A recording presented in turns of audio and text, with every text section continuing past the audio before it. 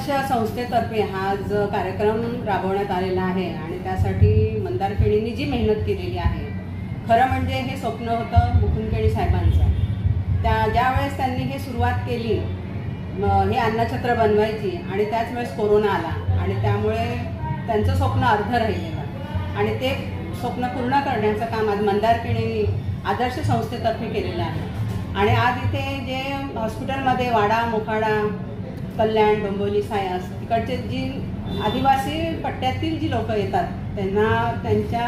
नातेवाईकांना इथे जेवणाची अत्यंत गरज असते आणि ते मुकुंदखेडी साहेबांनी त्यावेळेस बघितलेलं होतं तर किती लोकांचे हाल होत होते, वेळेला त्यांना जेवायला मिळत नव्हतं।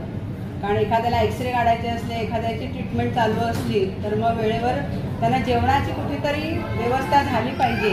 आणि त्यानिमित्त त्यांनी हे सुरू करण्याचा त्यावेळेस संकल्प केलेला होता का मी हे करीन म्हणून आणि आज ते मंदारखेडींनी केलेलं आहे।